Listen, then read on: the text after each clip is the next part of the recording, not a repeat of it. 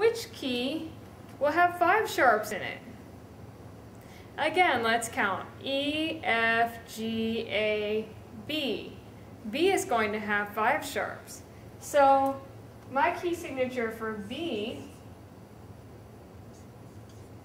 will have F sharp, C sharp, G sharp, D sharp, and the note that's a half step below B, which is A sharp.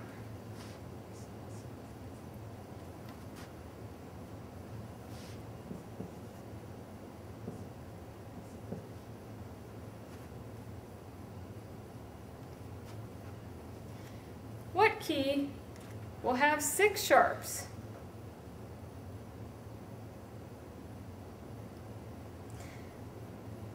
B, C, D, E, F. F? Not quite, right? Because remember, our key signature has F sharp in it. And remember, when we were learning about major scales, you're not going to have a scale that has a natural and a sharp in it. So the key that has 6 sharps is going to be F sharp, not F.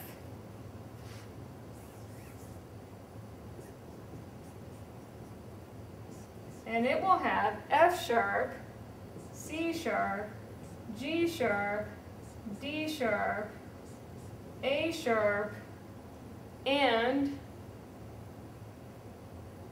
E sharp. We can only have one more key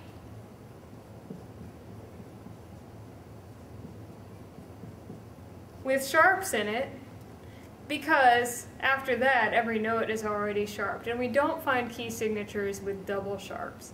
So what do you suppose the key with 7 sharps is going to be? F, G, A, B, C, and again we have a sharp on the C, so we know it's going to be C sharp.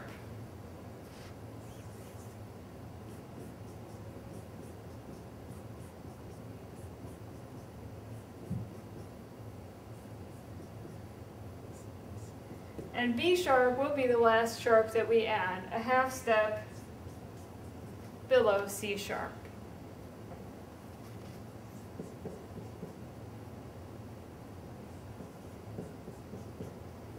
Now, some students like to actually memorize this acronym. They make up different sentences and things for it to help them remember. One I've heard is, funny clowns get drunk at every bar. But you can make up your own.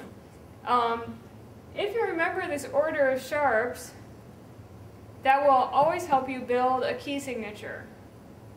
If you want to identify a key signature that has sharps in it, one thing to think about is that always the last sharp in the key signature was a half step below the key. Because remember, when we figured out what sharp to add, we went down a half step. So here we said G was the key that had 1 sharp, and we went down a half step to figure out what that sharp was going to be.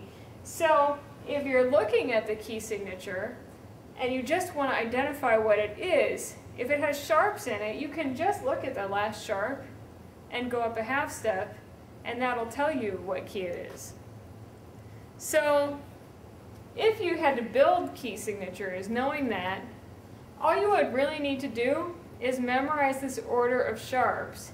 And then if I said, for example, I want the key signature for E major, think, okay, down a half step from E is D sharp, so when I do my key signature, I'm going to stop when I get to D. So I'll go, funny clowns get drunk, and then I'll stop and I'll know my key signature is F, C, G, D.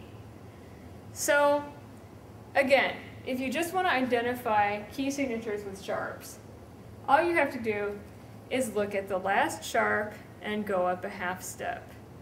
If you memorize the order of sharps, then you can easily build any key signature you want to build just by thinking of what's down a half step from the note you wish to build the key signature for, and then building through the order of sharps until you reach that point.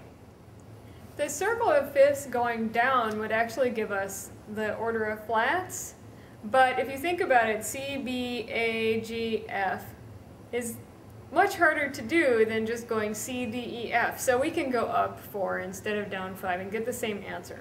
So, as I just said, the first key that's going to have a flat in it is going to be F, right? Because we just went C, D, E, F. That gives us F. Now with flats, it's a little bit different. When I want to figure out the first flat in a key, I actually go up another 4. So remember, to find out the next key, I went up, C, D, E, F. To find out what the first flat is going to be, I'm going to go up to the 4th note in the F major scale, F, G, A, B flat. And B flat is the flat we find in the key signature for F major.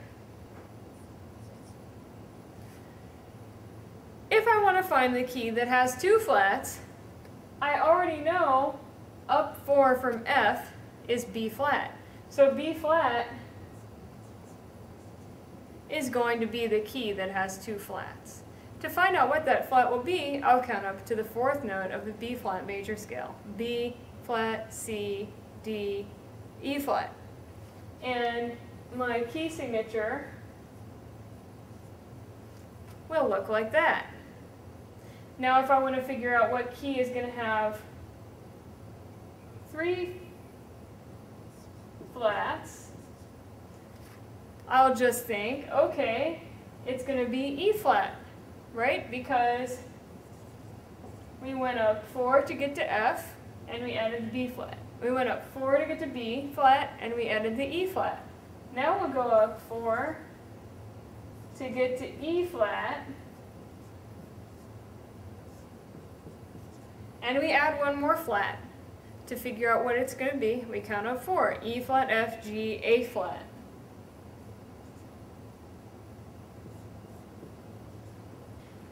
So our key that has 4 flats is going to be the key of A flat, and we know it'll have B flat, E flat, and A flat. We'll count up 4 to get the 4th flat, A flat, B flat, C, D flat.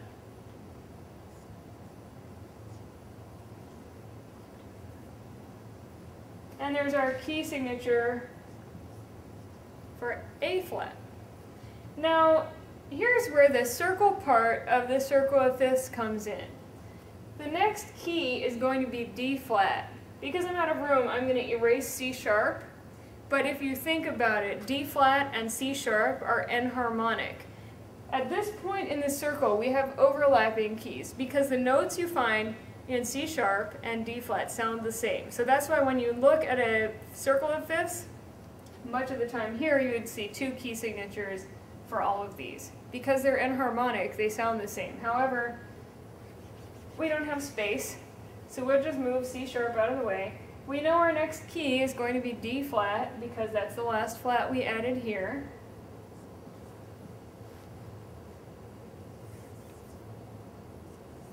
And we know D flat's going to have B flat, E flat,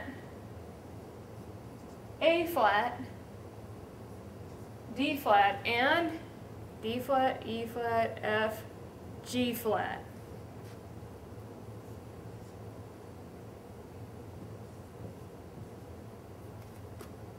Our key that will have 6 flats would be enharmonic with F sharp. It's G flat.